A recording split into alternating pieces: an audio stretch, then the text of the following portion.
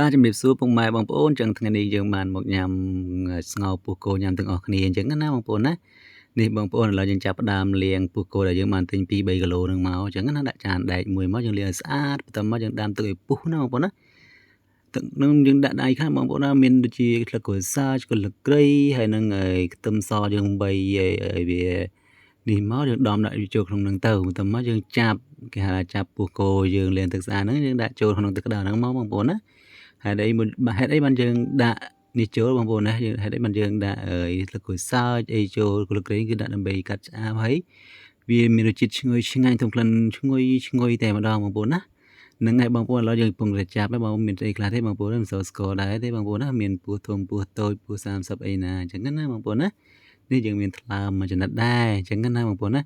ឡូវយើងចាប់ផ្ដើមដួសដាក់វានៅក្នុងទឹកដើមហើយពោះគោនេះចាប់ផ្ដើមទៅពុះខូចហើយបងប្អូនអើយផ្សែងហើយមកឈ្ងុយប្រហើរជាមួយនឹងស្លឹកគ្រៃជាមួយនឹងស្លឹកក្រូចសើចបងប្អូនណាឈ្ងុយតែម្ដងបងប្អូនណាតំណងណាស់បងប្អូនអើយបានទឹកប្រហុកទឹកអីទៀតជ្រលក់បន្ទាប់លក់អីទៀតអែមណានិយាយបណ្ដាស្ទក់ទឹកមកបណ្ដានេះបងប្អូននេះទឹកប្រហុកយើងធ្វើណាបងប្អូនត្រៀមធ្វើហើយអស់ហើយអញ្ចឹងណាបងប្អូនណាណែបងប្អូនឥឡូវឆ្អិនហើយពោះគោបានឆ្អិនជាការសាច់តែម្ដងអញ្ចឹងបងប្អូនណាឥឡូវនេះយើងកំពុងតែហាន់វាផុយល្អណាស់បងប្អូនណាដោយសារតែពោះគោនេះពោះគោស្រែដែលយើងបានឃើញគាត់ធ្វើនៅជិតផ្ទះណា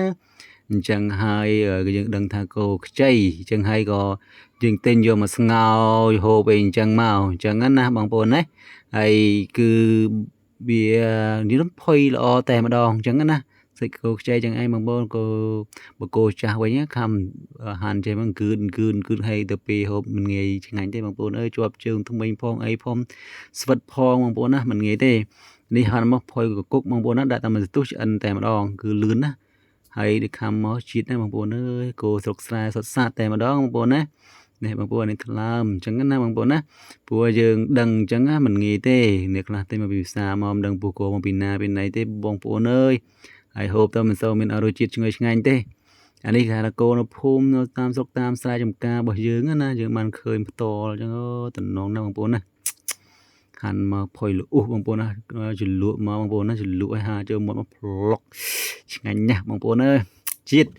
ដឹងតែជាតិឲ្យឆ្ងាញ់ណាបងប្អូនហើយបងប្អូនជុំអីអាចយកមកស្ងោរហូបជុំគ្នាបានណាបងប្អូនណាយើងធ្វើអញ្ចឹងបានហូបជុំគ្នាជាមួយក្រុមគ្រួសារបានទាំងអស់គ្នាបើយើងទិញមកពីខាងក្រៅមកបានតែបន្តិចឲ្យថ្លៃណាបងប្អូនអើយហូបបានតែគ្នាឯងម្នាក់ពីរនាក់ហ្នឹងទេអញ្ចឹងមិនធ្វើអញ្ចេះទៅបានញ៉ាំទាំងអស់គ្នាអញ្ចឹងណាបងប្អូនណាហ្នឹងហើយបងប្អូនហើយថ្ងៃនេះខ្ញុំបាន